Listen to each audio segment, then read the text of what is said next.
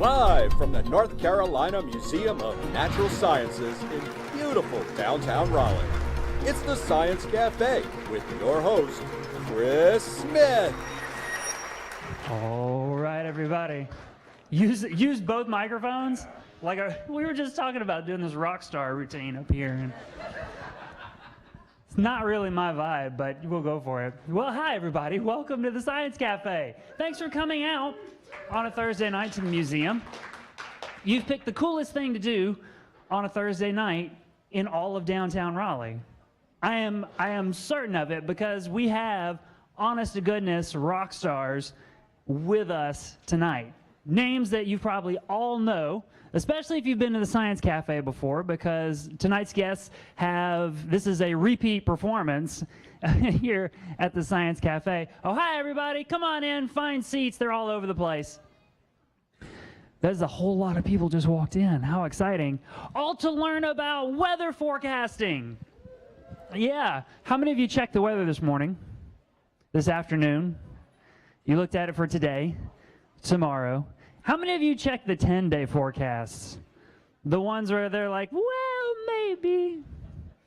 Yeah. I'm lucky. I'm headed on a vacation soon. And so I'm already, I know I get those, a state employee. And thanks for laughing at that one too. And, you know, like a month ago, I was trying to look at the weather forecast for what it was going to be like when I get where I'm going. And of course, you end up just looking at, it's reading tea leaves and asking a shaman, what's the weather going to be like? Because 30 days, do we really know? Do we know? Gary's like, yes, and Greg's like, no. So that's going to make tonight's Science Cafe all the more interesting, at least for me, and I hope for you too, so I'm glad that you're all here. Our guests tonight are very special. We have, of course, Greg Fishel, Chief Meteorologist for WRAL. And his co-presenter, we have Meteorology Professor Dr. Gary Lackmann from North Carolina State University. And since they are honest-to-goodness weather rock stars, I'm going to turn the show over to them. Give it up for Greg and Gary. Thank you very much.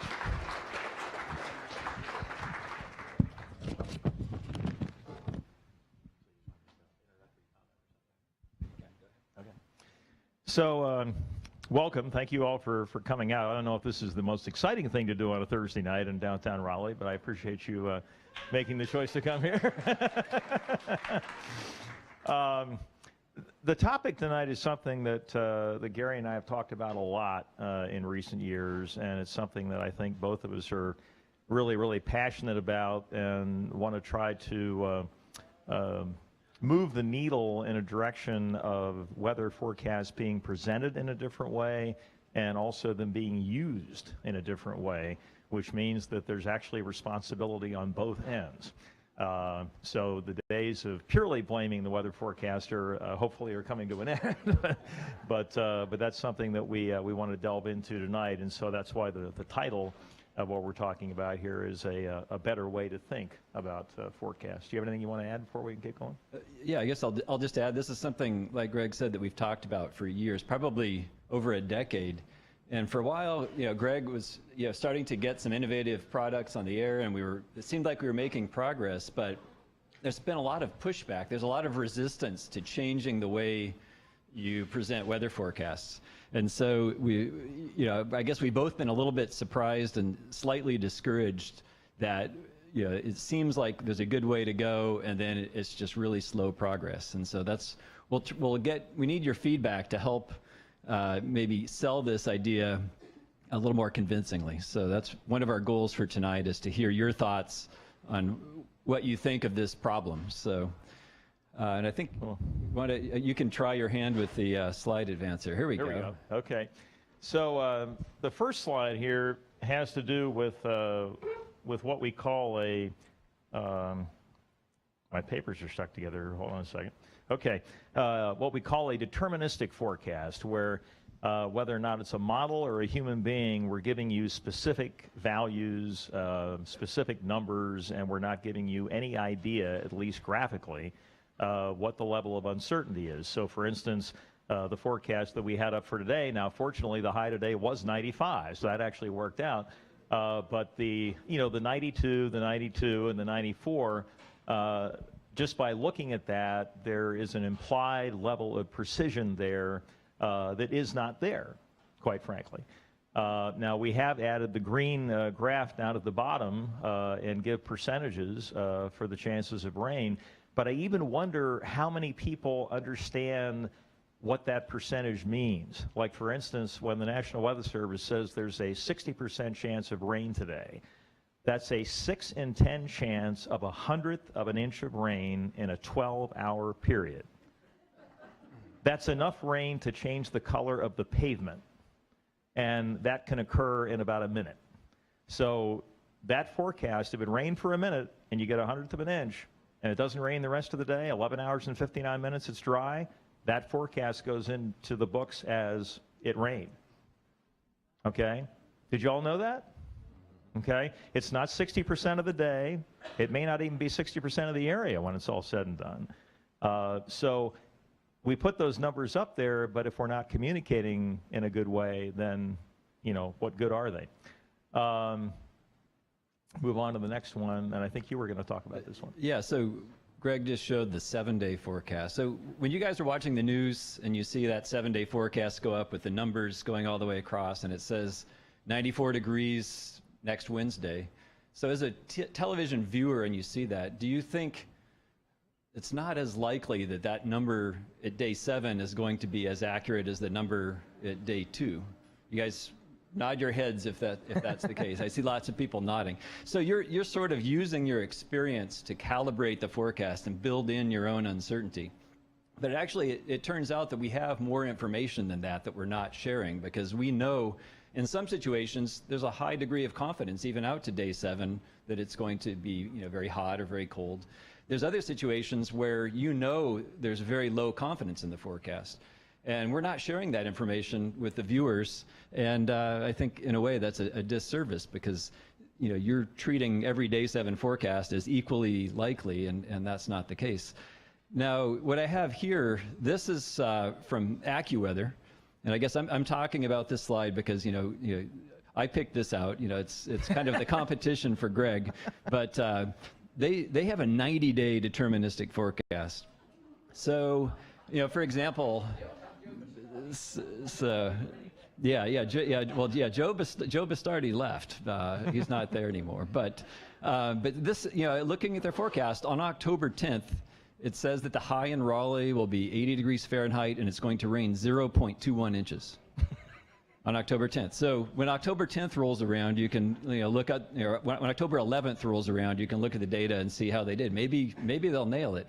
But we know from verification studies that the error increases with forecast lead time, and after about day 7 or 8, there's very little skill. And so a 90-day deterministic forecast could be questioned scientifically, but it's there if you want it. You can look and see what the exact high temperature and precip will be for the next 90 days. How many of you have looked at this product? Raise your hands. Okay, that's okay. A few people have, but occasionally someone hopefully you wouldn't, if you did look at it, make a big decision like, okay, I'm going to plan an outdoor wedding because it said no rain at day 75. So anyway, but when you have products like this, it sends the message that we can do this. With more technology, we can give you an accurate forecast out 90 days, and unfortunately, that's just not the case. It's a little bit of false advertising, and that's just me saying that. Greg has his own opinion. So I agree 100%. And I was just going to say that many years ago, I got a call from a lady saying that my daughter's getting married outdoors in 6 months. What do you think? And I told her there's no reliable way to do that, and her response was, "Oh, I don't care if it's reliable." It just sort of made me wonder, like, why did you call? But so the answer, the next one. Yeah. Okay. Yeah. Okay. Yeah. So there's there's been studies about this. This is now from a National Academy of Sciences study from 12 years ago, where they sort of looked at this, at the science of the forecasts, and I took this quote out of that study. It says, the chaotic character of the atmosphere coupled with inevitable inadequacies in observations and computer models results in forecasts that always contain uncertainties. These uncertainties generally increase with forecast lead time, and they vary depending on weather condition and location. And then here's, I highlighted this. Uncertainty is thus a fundamental characteristic of weather, seasonal climate, and hydrological prediction, and no forecast is complete without a description of that uncertainty.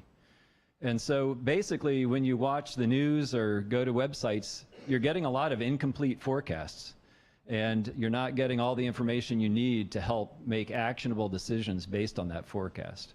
And so this is something we you know, it's always good to have the National Academy of Sciences to point to as a you know, legitimate scientific body. But nevertheless, 12 years later, most forecasts are still presented without that information. So there you have it. So we were thinking about different ways that that you already, in a sense, think probabilistically when it comes to forecasts of things. 40% chance of rain. My beloved New York Mets, the latest estimate is they have a 0.01% chance of making the playoffs. I would argue that it's even less than that. But anyways, forecast information for different things is provided in this manner already. And for instance, I find it interesting that a baseball player hitting .333 is only successful 1/3 of the time, but yet that's Hall of Fame material. You know, I wish they judged weather forecasters like that. You know? And then if you're just 10% lower than that, and you're hitting .233, you're considered to be a total failure. So it's interesting how those numbers vary. And then there's some other examples up there about, you know, if you're playing blackjack, would you risk, you know, walking your 2-year-old granddaughter across the street if there was a Mack truck approaching? Probably not. I think Jamie Rome from the Hurricane Center said that if you had reservations at a restaurant and they said there was a 20% chance you'd get food poisoning, would you keep the reservation? You know, and if you think about that, you know, probably not. And orange growers, this is something the former president of AccuWeather, Joel Myers, actually took a course with him back when I was at Penn State. And he gave the example of orange growers, that they're worried about freezes, obviously, in Florida. And so if you tell them there's a 30% chance of a hard freeze, they'll actually do the math and go through the process and say, okay, if I don't protect 10 times, and it freezes 3, how much am I out? And if I do protect 10 times and it freezes 3 out of 10, how much am I out? And they'll actually make an economic decision based on that percentage with the assumption that the probability is reliable. So those are just, you know, several examples about how we already use those types of things. Now, I wish the font was just a little bit bigger on there. Read it on that one, maybe. Yeah, that'd be better. Okay, so why is the public, you know, so resistant to this? And I, instead of reading that, I'll sort of give a little story here, is that I have had people tell me, like with a snow situation, where I don't care what your level of uncertainty is, just tell me what your gut says.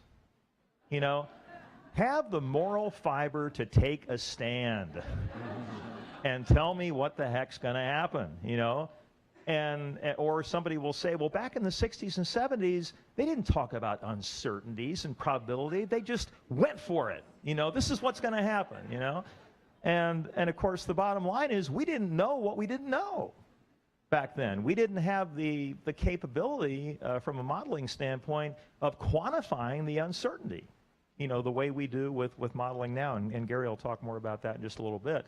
So again, it's one of those things where we wish we were good enough to be able to tell you that at 4:22 tomorrow afternoon that the thunderstorm cell is going to be over this subdivision and not this one. And we, in a sense, even though I verbally try to tell people every night that we can't do this, but I'm still showing you deterministic models that I stop at a certain time, So it says 5 p.m. and there's a red blob over Roanoke Rapids. And I know somebody's out there looking at that saying, I'm in Roanoke Rapids, so at 5 o'clock tomorrow it's going to be pouring rain. And chances are probably better that it's not going to be doing that, you know, because there is no deterministic model that can handle convection that far in advance. So, and if the quote there at the bottom, and I may have to refer to my notes here. Let's see, that's the, you can yeah, I think I can probably read it. So, you know, there's been studies, you know, people have analyzed probabilistic forecasts, and they've sort of looked at different users. They've, you know, the psychology community has surveyed people for different types of probabilistic forecasts to see what works and what doesn't. And there's this nice study by Raftery, which is, he's a guy at University of Washington, my alma mater, but he had a really nice study about this, and he found that it really depended, you know, how much you embraced a probabilistic forecast really depended on what you were using the information for. And there's sort of low stakes users versus, you know, decision theorists and everything in between. And so if there's a financial stake, then you're going to view it differently. And a lot of the financial sectors have already moved into probabilistic forecasting, and they can do a cost-benefit analysis. For low-stakes users, like what the general public usually, you know, do you bring an umbrella or not? You know, it's not going to, you know, make or break you if you get it wrong. But you know, there's different levels of acceptance for different types of users and different applications. And what he found too is that there's this sort of, when you say, I don't want a probabilistic forecast, you're basically saying, I want you, the meteorologist, to make my decision for me. So that way, if it doesn't work out so well, then you can blame the meteorologist. But the problem with that, and you know, that's all well and good, but the problem with that is that the meteorologist doesn't know your cost-benefit situation. You know, the meteorologist doesn't necessarily know how much money you'll lose if your citrus crop freezes or if you close schools tomorrow. So the decision maker has more information about what level of risk to accept. And so it makes sense that the meteorologists provide that person with the uncertainty and the confidence level. And then the decision maker, who knows what it will cost them if it's wrong, they should be the one who makes that decision. But the way it is now, it's sort of shifting more of the responsibility onto the meteorologist. Not that meteorologists don't want the responsibility, but we just don't have the information we need to help with those decisions without knowing sort of the cost-benefit analysis. Oversold abilities. Oh yeah, so I think you were going to talk about, so have we oversold our ability with these deterministic forecasts? Yeah, I think we have. And you know, we used to have a branding term that we used for when we got our radar back in the late 90s called the Dual Doppler 5000 forecast. And people somehow got the idea that the radar was the one that made the forecast for 7 days. Well, radar can only, you know, give you an indication of what's going to happen, you know, maybe for the next, you know, couple of hours, if that. Yes, we can get down, you know, to street level to a point in terms of diagnostic, you know, looking at what the radar is telling us is going on right now. Even then, there have been studies that indicate that where the Doppler radar shows rotation, especially if you're sampling the storm several thousand feet above the ground, that may not be where the tornado is actually touching the ground. There may be, you know, some sort of a horizontal displacement there. But still, you know, it gives you some idea that, you know, these subdivisions are getting it and these subdivisions aren't. But that kind of detail is simply not possible when it comes to forecasting, especially with convection in the summertime. Okay, so I think you were going to. Okay, yeah. So you know, there's two aspects. There's making a probabilistic forecast so that you're thinking about maybe a range of temperatures or a probability of rainfall. But then the other thing is quantifying the uncertainty. You know, even if you say, okay, it's a 20% chance of rain, if you make 100 forecasts of 20% chance of rain, hopefully it'll rain on 20 of them and not rain on 80 of them. But that's called reliability. You have to kind of calibrate and make sure that your forecasting, your statistics match up, basically. But now we have some new tools that help quantify uncertainty. And one of them is ensemble forecasting. So you basically make a whole bunch of forecasts. You have computer weather models, and you tweak the initial conditions a little bit, or you change the model a little bit, and you run a whole bunch of forecasts, maybe 50 ideally. And then if all the solutions in the computer models do the same thing, you have a really high level of forecast confidence, and you could say, okay, out to day 4, 5, or 6, we're really confident that it's going to be cooler and rainier than average or something like that. In other situations, each of those computer models is doing something different, so the ensemble spread is huge. And so then you know that there's very low confidence in the forecast. And unfortunately, a lot of times in snowstorm situations, you know, you have the models that are, you know, it's a complicated meteorological scenario, so the computer models will tend to give you a pretty wide range of solutions, and so it makes it tough. But it's nice to have that. Before, when we used to just have deterministic models, 1 or 2 weather models, you know, you didn't have any way of measuring the confidence the way you do now with these ensembles. So that's a nice feature that we have. So when you hear the term ensemble forecast, that means that you have a way to calculate, you could calculate the standard deviation between the different forecasts, and that's a nice quantitative measure of the forecast uncertainty. So you could do things like percentiles, like Greg sometimes does. Yeah, in fact, this is a forecast from the European deterministic model and also its 50-member ensemble system for Irma back in 2017. And the deterministic run, I think is that the red line there, I think, the European, actually had it making landfall in 144 hours, I think along the South Carolina coast. And that did not happen. It actually went up along the west coast of Florida, made a left turn, and went up into the Gulf Coast states. But that track that occurred was within the ensemble range. And so it was, this illustrates the point, you know, the Hurricane Center makes this point all the time. Don't focus on the line, focus on the fan. And even then, there are times when the storm will end up outside of the fan, and the influence of the storm goes way beyond just that individual point. And so that's another factor to be considered there. These plots here from the National Center for Atmospheric Research are what are called box and whisker plots. And I actually, for a while, was creating text files from the ensembles and then putting it into Excel and generating these kind of plots for us. And you can see the bars, and for the most part, the bars go from about the 25th to the 75th percentile. So it's the middle 50%. Or the middle, or the most likely 50% of the solution. But then you see those little whiskers going out either side, which take you up to the 10th and the 90th percentile. So those things are not as likely, but they're still within the range, you know, a possibility that that could still happen. Anything you wanted to add to that one?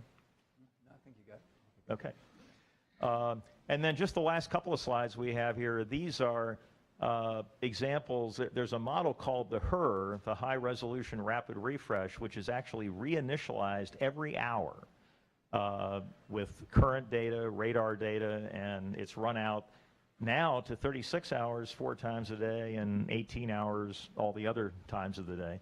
And so these are plots of the probabilities of amounts exceeding a certain threshold. And so instead of looking at a deterministic forecast of where a thunderstorm will be, you're looking at a probability blob of during a 1-hour period, what's the probability of it raining more than 1/100 of an inch, or you know, more than, you know, 1/2 an inch or more than an inch. You can basically, you know, set those thresholds to be whatever you want them to be. And another thing that Gary and I have talked about, and I've mentioned this on the air, but to the point where people are probably nauseated that I keep talking about it, is that maybe people are more interested in the duration of rainfall than they are the amount. Like, for instance, if it rains 1 inch in an hour and the rest of the day is clear, that's very different than it raining 1 inch over 10 hours and wiping out the entire day. So when you look at a 7-day and you see the sun 3/4 covered by a cloud and 2 raindrops and a lightning bolt coming out of it, and a 60% down in the graph, it just looks like, oh, I'm sunk. You know, I can't play tennis, I can't play golf, I can't do anything, when nothing could be farther from the truth in most situations. There will probably be many, many, many more hours where it's not raining that day than hours that it is raining. And so this is our sort of our concluding slide here about, what are the obstacles. Now, I'll let you talk about this. Okay, yeah. So scientifically, we know that at best, forecasts are incomplete if you don't say something about the uncertainty with them. And there's just it's more information that we have that we're not effectively sharing. And so there's questions. How do we share it? Maybe people just don't like change. Maybe we haven't devised the most intuitive way to share that information. But I think once people get used to it, then they'll like that information. But there's some consequences for not sharing that. And I think I've read papers by others that say, for example, kind of selling deterministic forecasts too aggressively, in a way, it misinforms the public about what the limits of the science are. And then as a result, when things don't go well, then you get more skepticism about science in general and about things like climate science in particular. And that's been shown, because people say, well, they can't get the forecast right at day 7, so why should we care about what a 100-year climate projection says? And there's good answers to that, because there's different parts of the signal that you're forecasting. But still, I think there's a price to pay for selling these deterministic forecasts, especially out beyond a couple weeks, because it's misleading. I think it's irresponsible, and there's consequences then with public perception of science and atmospheric science. So that's a concern. But the question. So this is a great opportunity to hear from you guys on what you would like. So just the last story. I was going to mention this earlier, but say you're about to cross the street. So this is the Mack truck example. So you're about to cross the street, and you look, and I'm with you, and we're about to walk across. Or Greg is with you, and you're about to cross the street, and there's this truck coming, and you just say, I'm just looking straight across the street. I want your gut feeling. Am I going to make it across the street before the truck gets here or not? And Greg looks at the truck and says, yeah, like you can walk pretty fast. I think you'll make it. Yeah, walk, go for it. Now, if there's a 99.99% chance that you would make it, that's probably different than if there's about a 55% chance that you would make it. But don't you want that information? And we have that information, and we're not giving it to you. And I think when you're making a decision like that, especially if it's a high stakes decision, you should want both the yes or no forecast answer and also the level of confidence that goes with it, so that you can make the best decision and not get run over by a Mack truck. Right, and you had mentioned something to me last night about how we were talking about the fact that the atmosphere is a chaotic system, and somebody might hear that and think, well, that means you guys just don't have a clue. It's just chaos. Well, and yet there are so many fundamental laws of physics and thermodynamics that we know to be true, relationships between variables that work. And so can you explain, like in layman's terms, this numerical issue that comes up that can play havoc with the forecast and it doesn't really represent real science? Yeah, this is so the students that are here from my class will laugh because I had them read this paper. You'll laugh after you've read the paper anyway. But they're computer numerical models for any type of a system, be it an ocean model, an atmospheric model, anything. There's numerical noise that propagates very quickly in those models that just generates uncertainty in the solution, and it's always there. And so you have to quantify that and sort of embrace that. Otherwise, you can get really misleading interpretations. But I think the bottom line is, if you look at the accuracy scores for numerical models, they've really gotten good. I mean, the forecasting accuracy has continued to steadily improve.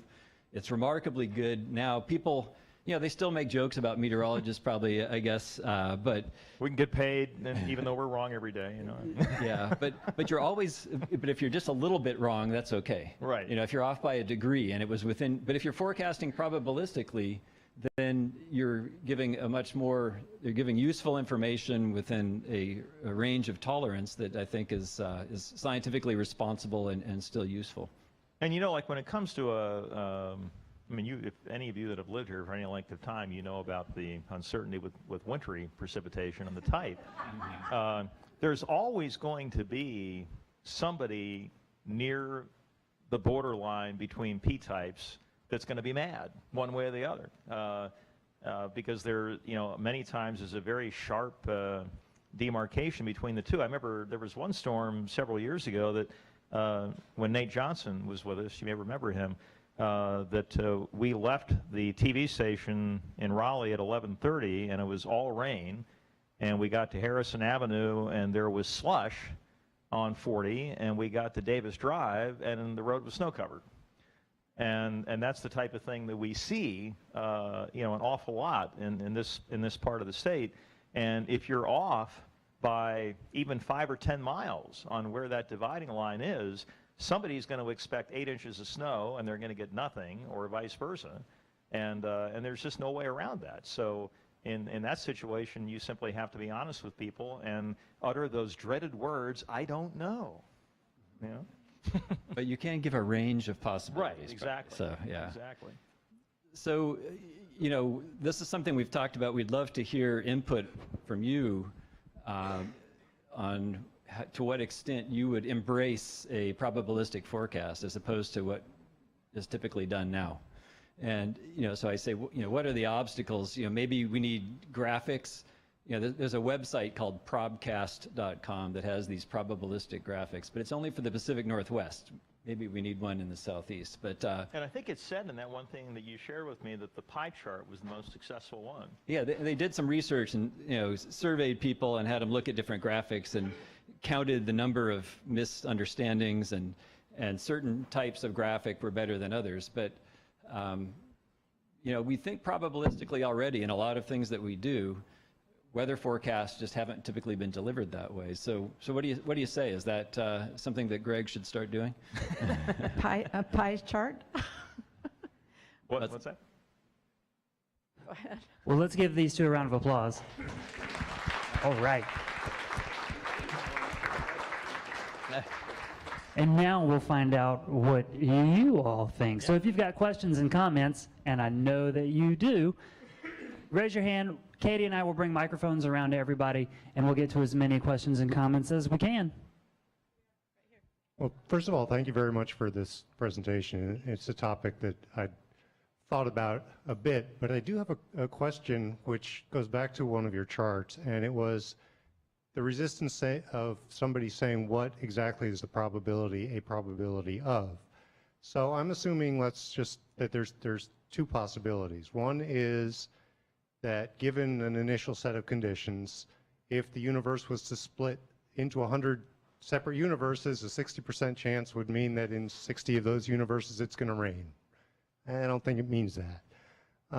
The other thing it could mean is that given an initial set of conditions, the forecast that you're going to essentially get it wrong 40% of the time. Is it? So is the probability in the system or in the forecast? Does that make sense? Yeah, I see what you're saying, but I wouldn't, if it didn't rain and you had said 60% chance of rain, I wouldn't say you got it wrong. Now, if you made 100 forecasts where you said 60% chance of rain and it only rained in 10 of them, then you'd be wrong. Then you'd need to, your reliability would be off. But if you say 60% chance 100 times and it rains 60 of those times, that's as good as it gets. You're spot on. But the problem is that you don't get the same initial conditions to retest. So. Well, you do with an ensemble. So if you have 100-member computer, so you have 100 computer model forecasts, the same initial conditions, more or less, and it rains in 60 of those, 60% chance of rain. Okay. So with multiple forecasts, you can sort of address that. But so it's the probability of the accuracy of the forecast, not the probability of the system, of the chaos of the system changing the forecast. And it's also it's up to the user of the receiver of the forecast to say, okay, they said 60% chance of rain and it didn't rain. This must be one of those 40 times. Oh yeah. And rather, because the typical reaction is, well, 60% chance of rain, it didn't rain, they got it wrong. Right, but that's actually not necessarily the case. Right, Yeah, thank you again. I was just going to say, I was out on a golf course one time, and on the first tee, it was sprinkling, and the head pro came by and said, so what was the chance of rain today? And I said, about 30%, and he started to laugh, and I knew what he was thinking. 30% means 0. You know, so why is it raining? and the bottom line is that what that means is that 3 times when the initial conditions are, you know, almost the same or are the same as that it's going to rain 3 out of those 10 times. And that's not the way it's interpreted a lot of times. Yeah, so I actually think that for forecasting rain amounts, that's the harder part, right, to convey. I mean, the temperature is like pretty broad. Like you're not gonna get it unless you're in San Francisco or something and you get different temperatures. But I guess one thing I'm wondering is, let's say you show all this data to people, right? And there's only so much information that somebody can actually take in. Like there's some research people did for data dashboards, right? I think it's something like 5 different dimensions you can actually understand. So I think there's like an upper limit into like how much you can throw at people. So one thing I'm wondering is, could you just, going by that example, like, hey, can I play tennis tomorrow? Just kind of show that, right? Say that, like, oh, here's our forecast for playing tennis. Here's our forecast for, you know, these activities. Would that be maybe a possibility? Well, that's what the consultants are telling us that we need to be doing is, and Mike Mays does a much better job of this than I do, to be honest with you, but they're called lifestyle forecasts. And so it's, you know, we've gotten to the point now where we have lawnmower forecasts and we have tennis forecasts and, you know, just about anything you could think of. And you know, when you're mowing the lawn, it's always fun to invite a lot of people over because, you know what they say, the mower the merrier. But sorry. But no, you're right. I mean, you know, I think if you apply it to certain specific things, of course, you're always going to pick an activity that, you know, somebody's not interested in and they'd rather hear it relate to somebody else. But on this duration issue, though, Gary and I have talked about this, that what if we had like a clock, and this could be on TV, it could be on the web, it could be on your phone, where the amount of day that it was actually likely to rain was shaded. And then you actually could graphically see that, wow, that little hand's going to go past a whole bunch of numbers without it raining. And so if I have an outdoor activity that I want to try to get in, there's a pretty good chance, you know, that I can do that. Just 2 or 3 weeks ago, I was going to play, and by the way, I'm a terrible golfer, but I still like to play. I was going to play at Reedy Creek with a friend of mine. He got there a half hour before I did, and he said, Greg, I can tell just by looking at the sky that we're dead. And he said, and I can't afford to lose this much work time, so I'm going to turn around and go home. So I got there, and they let me tee off, and I got 4 holes in, and they put out a severe thunderstorm warning, and I ran into the clubhouse. And the storm passed in a half hour, and I went back out and played 14 holes and got the whole thing in. And that was the same night that you guys here were getting slammed hour after hour after hour. But that's how much variance there is, you know, across a relatively small area. Just to follow up on your point about sort of cognitive load, you know, I think the graphics that we showed here, you would definitely not want to use on the air, you know, but I think you could design simple graphics that would be, you know, visually easily comprehended that could convey that additional information without overwhelming people. But yeah, it's, you know, when Greg and I get up here, it's really tempting to go and show all the real technical right, charts, but that wouldn't work on the air. And yeah, Greg would get in trouble for that. But I think your point's well taken, that you can't overwhelm people. If you're going to give more information, you have to do it in a way that's carefully measured and that you're sure they understand. And you know, if I could just real briefly, is that and this applies to, I think, to anything in life, if you only do something based on surveys and research, you're planning for the future by living in the past. Because the only way that people can answer a survey question is based on an experience they've already had. And it doesn't leave any room for the possibility of you coming up with an entirely new idea and putting it out there, and maybe it flops. But at least you put it out there and you say, okay, let's try this. And maybe with a little education, people will actually embrace it. Or maybe they won't. But if you don't do it, and you just base it all on questions that are based on the past, I don't know how you move forward. Hi, great talk. I don't think the American public in general understands probability and statistics all that well. And so they really don't know how to interpret these things. You know, if I tell someone I tossed a fair coin 10 times and it came up heads each time, and you ask them, is it more or less likely to come up heads the next time? Most people will say it's very unlikely to come up heads when it's exactly 50%, just like it had been all the other times. So how do you get over this lack of understanding? Well, I think for certain applications, like when you're watching a baseball game, you know, you have enough experience. There's certain things with averages when it comes to financial decisions. You know, should I buy, you know, insurance, homeowners insurance? Should I, you know, get rid of the liability on my old clunker car? You know, you make decisions thinking probabilistically, or you're driving down, the light turns yellow, not too many people are around, you sort of in your head run the numbers, is there policemen watching, or can I go through this light? You know, so there's a lot of decisions you make where you're weighing the odds, and you know, financial decisions or sports decisions. And so there's areas that people do have a good intuition for, but weather forecasting has not been one of those areas. So I think it's a matter of, you know, translating those skills into interpreting weather forecasts that way. So I think people are capable of doing it, but it's just they'll have to get used to it, and maybe some education too, just in terms of like the example you just gave. I mean, people need to share that information, and Greg is really good at that, at helping to educate the viewing audience. Well, you know, and the ensembles can be used to give you different thresholds on amounts, like, you know, getting past this 1/100 of an inch idea, which is just, you know, sort of been the default all these years. You can use the ensembles to set any threshold you want. What's the probability of it raining more than 5/100 of an inch? What's the probability of it raining more than a tenth, a quarter, a half, 1 inch?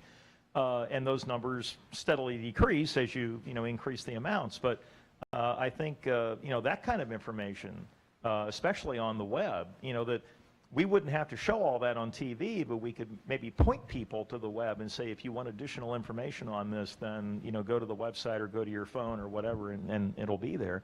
But there's all sorts of different things that you can do with these ensembles, and it doesn't always have to relate to, you know, 1/100 of an inch of rain. And again, I still think the duration is a big thing. So I'm thinking back to your point early in the talk about the different receptivity to a probabilistic analysis of different segments of the population. I believe you pointed to citrus farmers who have a lot at stake economically as likely to behave in a rational way on the basis of probabilistic forecasts. I'm wondering if I could ask you to think about people who have little money, and in the terms of the citrus farmers, have little at stake, and people who have little money and are becoming a larger and larger proportion of our population, so it's worthwhile thinking about them. Do you think they behave rationally with respect to the weather forecasts? And what could be done to improve their use of probabilistic forecasting? And I'll throw in just one little kind of sidebar. If you think about peasants in an agricultural setting, they have to make estimates about the likelihood of success with some, let's say, some innovation, and they tend not to accept the innovations even if the upside is very great, because the downside is what they have to worry about. They're like poor people in the economy. They have a lot to lose, everything to lose, if it doesn't work out. How do they behave with regard to weather forecasts? You know, I was just, I guess the initial thought I have about that is that, you know, maybe a given number means different things to different people.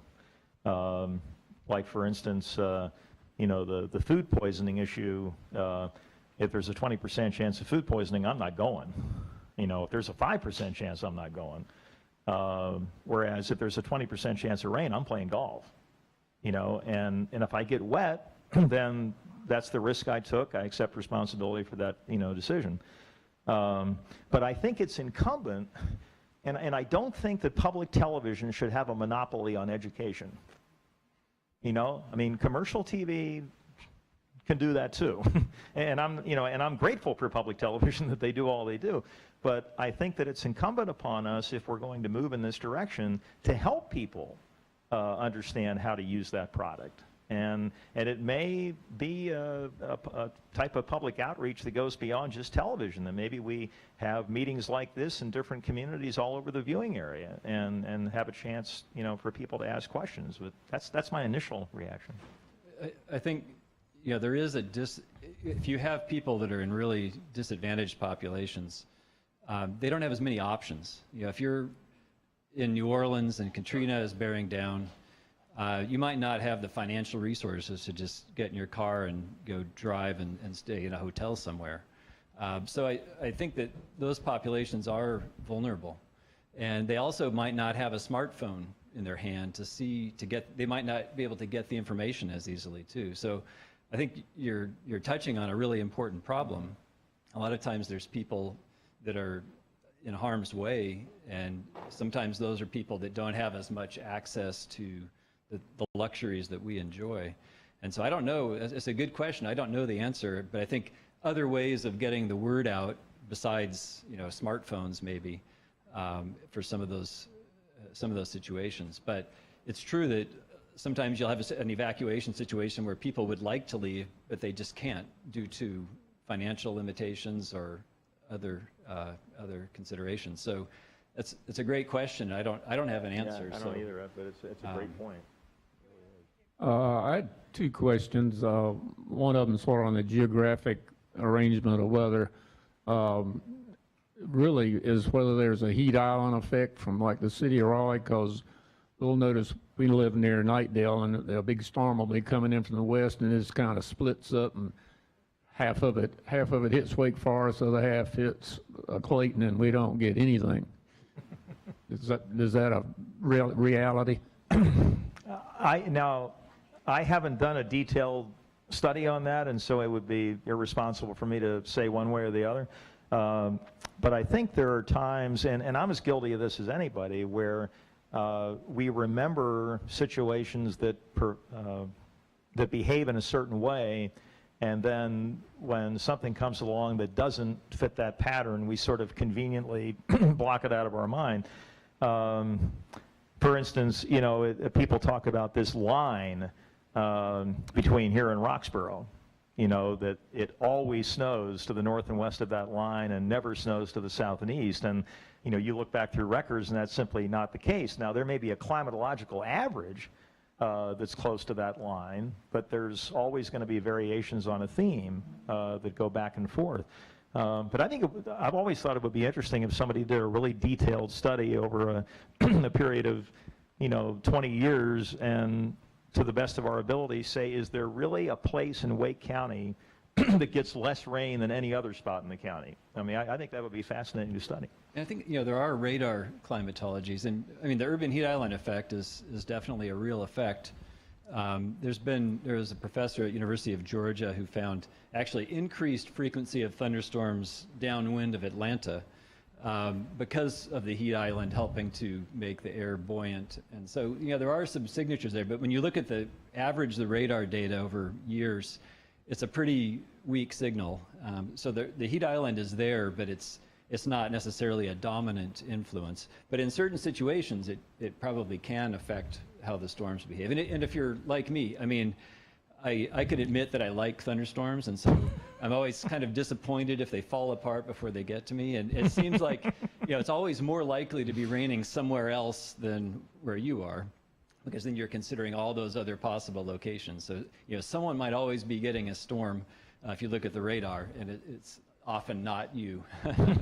Yeah, my second question was sometimes when you do one of these Futurecast radar things, and it shows the little storms popping up, and it shows, let's say, one popping up at 3 o'clock on Kinley tomorrow afternoon. Right. Does some cute computer actually decide that a little storm's going to pop up over Kinley at 3 o'clock tomorrow morning?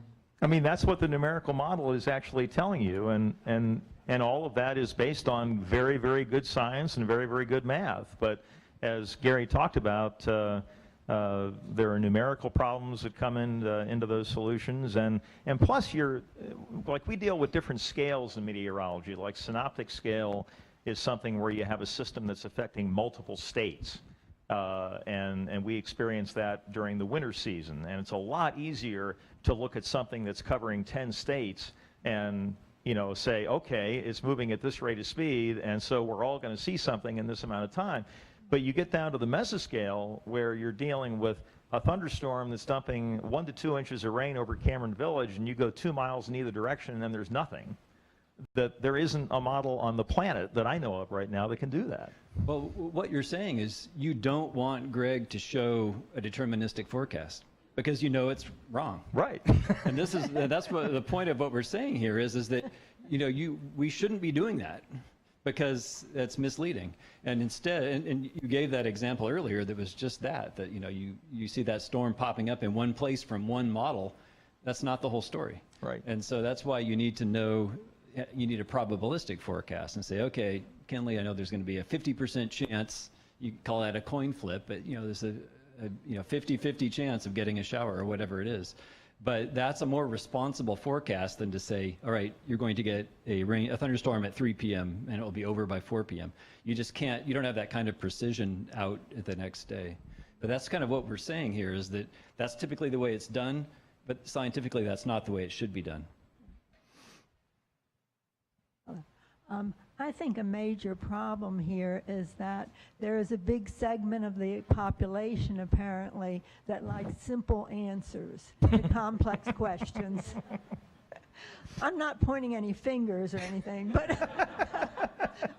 but my guess is that just about everybody in this room would prefer a probabilistic forecast. But you're fighting against this other thing where people want simple answers.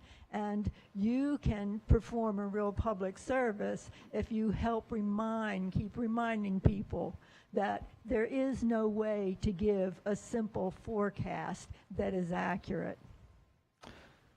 I couldn't agree more, and I'm going to, what's the word I'm looking for? Divert from our main theme here for a second.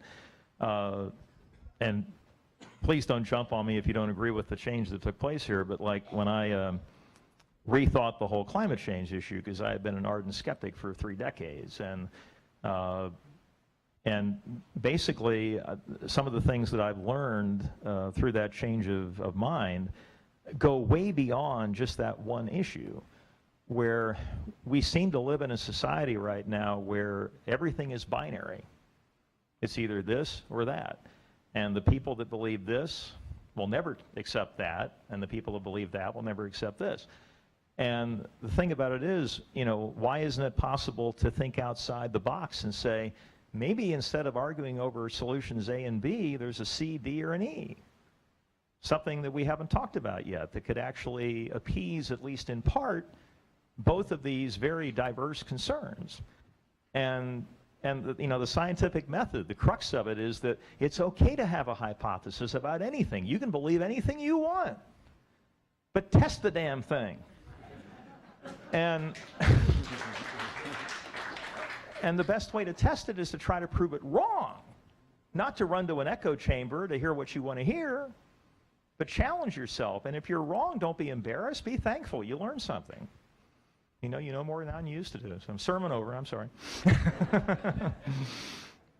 I think just to follow up, I think you can make a simple probabilistic forecast that's understandable, but it will take some work to get it right, and we'll have to survey users to make sure that they understand it, and there might be an educational element. But there's a quantity we use in meteorology called vorticity, which is a measure of the spin in the atmosphere. When I first came here in 1999, I turned on RAL and I see Greg showing animations of vorticity on the air. I practically fell off the couch I was like, you know, if most weathercasters showed vorticity on the television, they get fired immediately because it's just too technical. But Greg, you know, he was explaining it, and everyone seemed to kind of know what it meant, and I was like, this is amazing. So you sort of educated the audience into this really complicated thing to make it understandable and explain why you were showing it. So I think it can be done, and I think you've done it before. Now we just have to, you know, use those same skills for probabilistic for other forecasting. areas. Yeah, exactly. All right. Hey, first off, hey, Greg. My grandma's been watching you for like 40 years, and I think you're like the closest thing Raleigh has to a celebrity, so this is like a big deal. Thank you. I know. I know. I don't remember when you started. I know it was in the 70s, but like something around 70. Well, what, when I got here? Yeah. It was 81, yeah. Oh, never mind. That's all right. Still 40 years. I'm old, but I'm not quite that old. My bad. Anyways, so climate change. You talked briefly on it. We all know climate change is very real. My generation is going to experience some really, really intense effects throughout our lifetime. I'm curious to know about what you think about the future of reporting as the weather variability increases. Like, how are y'all going to manage that? Because it's not just going to get hotter and or colder. Just everything's going to hit the fan. So like, how are you going to handle it? And you know, I'm going to confess something, is that I don't have quite as much guts as I wish I did sometimes. Like, for instance, I remember talking recently about, you know, the Raleigh-Durham Airport, that, you know, like I think 10 of the hottest summers have been since the year 2000 or something like that. And I made a qualification, and it's actually true. I mean, you know, I think it's the complete way of looking at it, is that, yes, there is an element of climate change that is supporting that, but the airport in 2018 is not the same thing it was in 1944. You know, it's a whole different landscape out there in terms of concrete and tarmac and all this other stuff. So, you know, there's, in my mind, unquestionably a contribution that's being made, you know, for that. We see weird things going on with the ASOS station out at the airport, where the high temperature will be 4 degrees higher than any hourly reading during the day.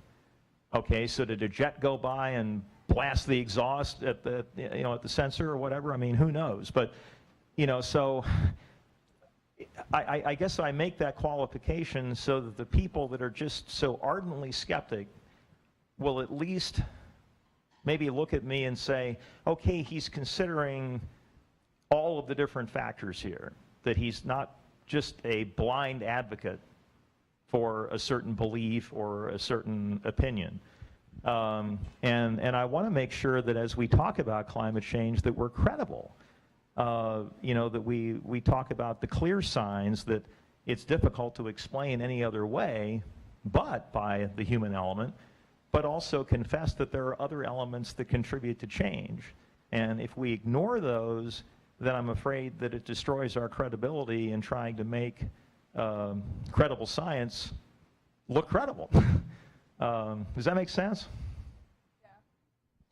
Yeah, you know, I think certainly I'm very concerned about climate change, but there's also the other side of the coin, is that I think weather extremes now are much more likely to be attributed to climate change, you know, whether or not that's legitimate or not.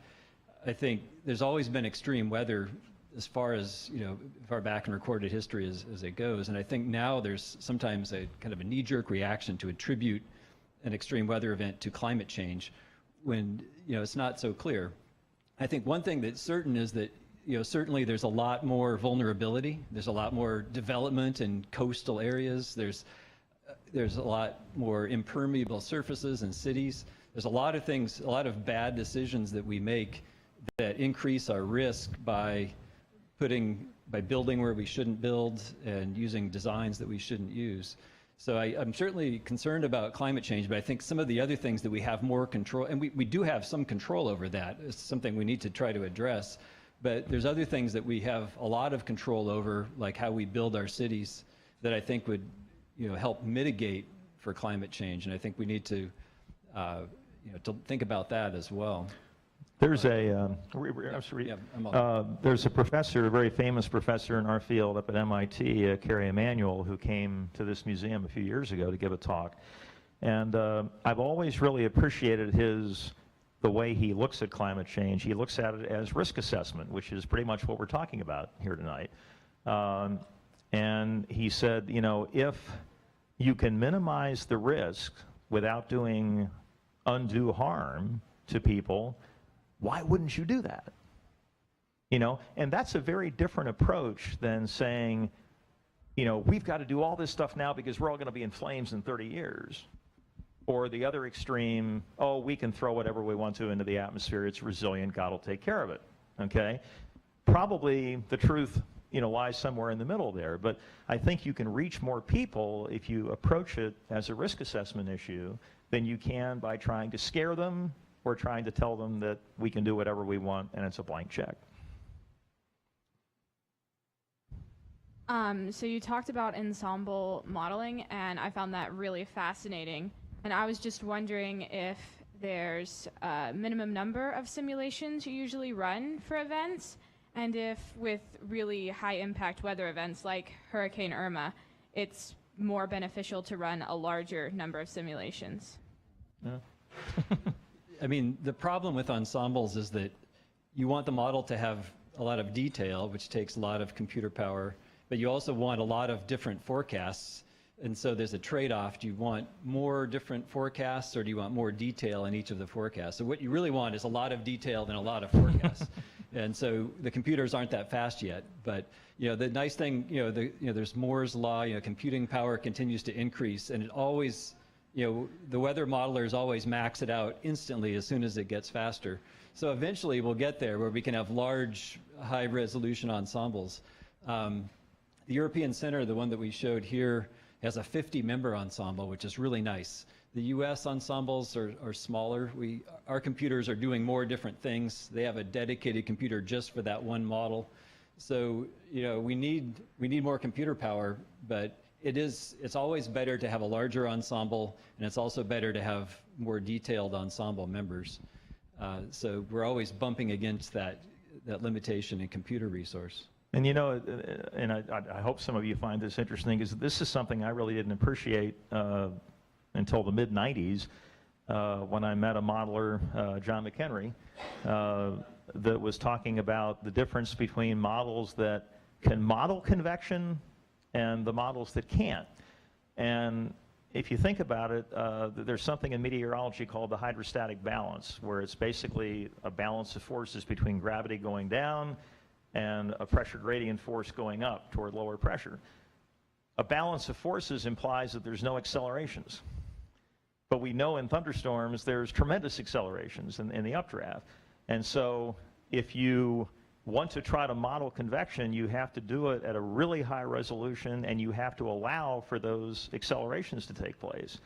And as Gary mentioned, it takes a lot of computing power. The higher the resolution you're dealing with, the more computing power you need. And then you say, okay, well, maybe I'll just compromise and do what we call convective parameterization, where we'll say, yeah, in that cell block there's going to be a thunderstorm, and I'll assume that it's going to have this effect in that grid cell, but I'm not explicitly forecasting that thunderstorm. And so, with greater computing power, we've moved in the direction of being able to do that. But it's still difficult, like Gary said, to have like a 50-member ensemble where they're all being run at 1 kilometer resolution. That takes a lot of power. Good question. I'm going to give you a viewer impression, no questions, but first I apologize to weathermen for 50 years, because on a day that looked like it was going to be good and it rained, I simply asked, didn't the weatherman look out the window? So I understand it now. The two observations are, I'm drawn to your flashy graphics with the Futurecast, but I sort of just toss it off. However, good for you. However, when you draw the little lines for hurricane possibilities, I look at those and it seems to put the onus on me to decide whether I'm going to board up my house or ride it out. So I like the chance to decide. Wow. That's it. That's wonderful. Thank you. How about another round of applause? Thank you very much. So, what do we want? Probabilistic weather forecasting. When do we want it? All right. Well, we got half of them. Yeah. Hey, if you're interested in stuff like this, I want to let you know about another program. This Saturday at 2:30, we're going to have a guest speaker in the Daily Planet Theater, not the cafe, but in the theater Saturday afternoon. He's going to be talking about hurricanes and their impacts in North Carolina. Scott Curtis from East Carolina University. So, if that interests you as well, I mean, you're here. I assume it would be of interest. Come find us in the Daily Planet for Science Saturday at 2:30. And if y'all can help me with something, on your tables, there are little forms, they're feedback forms. If you don't mind filling out the feedback part, that'd be great. But even more importantly, we'd love for you to come back to the Science Cafe again. We're here every Thursday night at 7 o'clock with cool science topics across all disciplines. So if you put your email address on there, we'll send you an email once a month letting you know what's happening for the next month's worth of cafes, and then you can 100% plan to be here Thursday. That was the terror. So I'm not a meteorologist weather person. I just host cafes. Come back and see us again here at the Science Cafe.